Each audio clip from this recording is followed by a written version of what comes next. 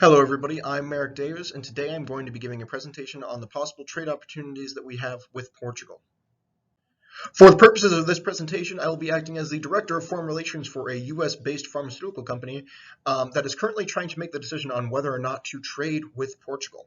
As the audience, you are board members whom I am presenting this presentation to, and your job is to analyze, critique, or otherwise comment about my overall presentation and my arguments. Now, the first thing we need to address is the overall state of Portugal's economy, which is probably best captured by their GDP, or gross domestic product. As of quarter 4 2022, their gross domestic product was $263 billion, which does place them about 50th compared to other nations, above average and above the median, suggesting that they do have a currently strong and thriving economy. Now, to better understand the GDP on the previous slide, we need to better understand the components of GDP, those being consumption, investment, government spending, and net exports, which we'll cover on the next slide. Now, consumption is about 169 billion US dollars. Now, this just suggests that because it is a higher number, Portugal has an incredibly strong consumer base that may be more receptive to the purchase of foreign exports. Now, similarly, they have a very high comparative number of business investment, which suggests that there are several companies that are participating in the Portuguese economy that are supporting the economy and helping it keep going, which reaffirms that we saw in the previous slide that they do have a strong economy. And lastly, the number that is perhaps more relevant than either of these is government spending, since as a pharmaceutical company, most medical care in Portugal is government subsidized, and the number their government spending at 47 billion is again above average compared to other possible trade partners.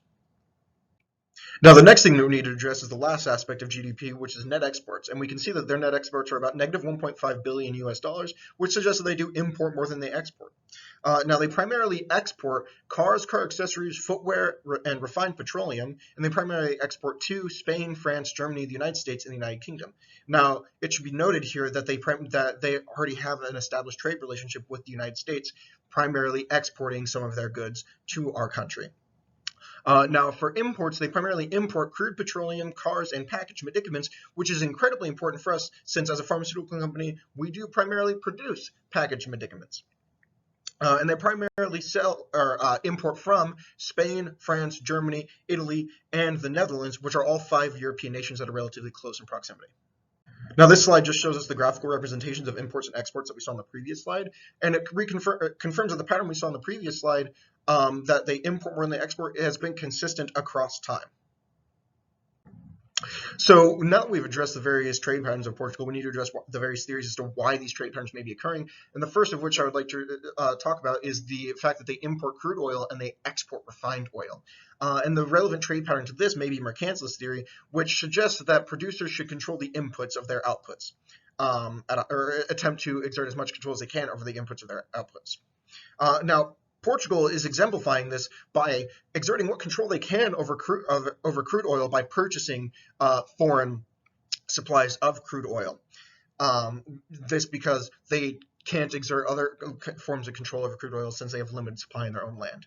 However, that's where I feel mercantilist theory ends its relevance to Portugal's trade patterns, whereas comparative and absolute advantage theories are incredibly relevant, considering the fact that Portugal has negative overall exports. The fact that they have negative exports suggests that other nations have comparative and absolute advantages at a greater level or in greater numbers than Portugal does. Otherwise, Portugal would be actually producing goods instead of predominantly importing them from other nations.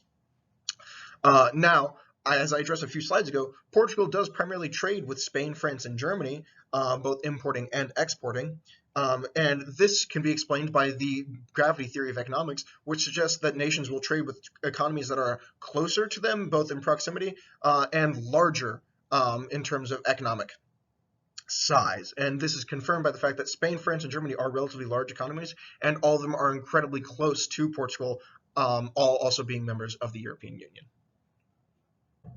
The next thing I'd like to address is the intra-industry trade, which we saw a lot of in the previously addressed Portuguese trade patterns, particularly in the car industry and the petroleum industry, where we see that Portugal is exporting about $4.2 billion in the car industry and importing about $3.9 billion, numbers that are very similar to one another and indicate a lot of bilateral trade occurring. And we also see a similar pattern in the petroleum industry where they're exporting about $2.7 billion and importing about $2.5 billion. And the fact that most of this trade in both of these industries occurs with Spain, France, and Germany reaffirms the idea addressed in the previous slide that gravity theory has a strong influence over Portugal. Now, perhaps more relevant in our specific case as a pharmaceutical company operating in the medical industry is Portugal's GDP per capita, which is the best current economic representation of the overall well-being of the average citizen in Portugal. Now, Portugal's GDP per capita is about 25,000 USD. And that, in addition to the overall lower cost of living in Portugal, suggests that the average citizen in Portugal is more well off than other nations. And in fact, that GDP per capita places them in a similar rank as their overall GDP did, placing them above average and above the median compared to other nations. This means that overall, the average citizen in Portugal, being more well off, may make more use of medical instruments to continue being more well off. Therefore, showing that there may be more demand in Portugal compared to other nations for our particular good. Portugal makes use of the euro, which is one of the three most predominant foreign reserve currencies held internationally, the other two being the Japanese yen and the American dollar, which is, of course, our currency. We have seen recently that the euro has been getting weaker against the Japanese yen, but more relevant, however, is the recent growth in strength of the euro against the US dollar, which may be good for us if we decided to export to Portugal as a pharmaceutical company, because this means that Portuguese citizens have more purchasing power relevant to that they have to the purchasing power they've had in the past, because the euro has been getting progressively stronger compared to the US dollar. Now, there are other factors that we need to address before we make a final decision on whether or not we should or how we should engage in trade with Portugal, those factors being human capital, technology, land, and transportation. The first, human capital. Portugal has about 5.2 million members of their workforce, which is less than the average workforce in other developed nations and other European nations, and may suggest that importing goods from Portugal may come at a higher cost since they have lower amounts of labor, a lower amount of human capital. Now, next, technology has the other effect because Portugal is a first world country. They're very developed, much like the United States, and they have developed technology. In fact, recent federal studies have shown that Portugal may be a promising nation for the development of tech industries in the future. However, this could be potentially favorable for us as a pharmaceutical company, since pharmaceuticals are closely related to technology. And the development of technology in Portugal may pose a promising opportunity for the exporting of our own production to Portuguese industries or to Portuguese firms. Now, on the other hand, land in Portugal is much more scarce since it's only about 35,000 square miles, and about half of that is already in use for agriculture. So for that reason, getting set up in Portugal or manufacturing in Portugal may be more difficult.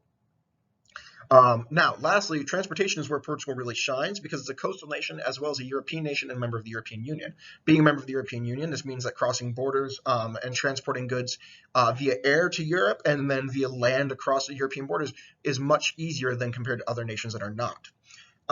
Also, being a coastal nation, Portugal has many ports, so transporting goods by sea is also incredibly easy. Overall, because of Portugal's strong consumer base, their established trade relationship with the United States, and the extreme ease of transport with which we can get goods to Portugal, I would suggest that we do begin engaging in trade with Portugal, primarily as an exporter of pharmaceutical goods. This is because we are a pharmaceutical company, and they do primarily import pharmaceutical goods, and therefore it wouldn't make much sense to engage in trade with Portugal in other industries such as vehicles and cars, because we would have to meet the barriers of entry in those industries.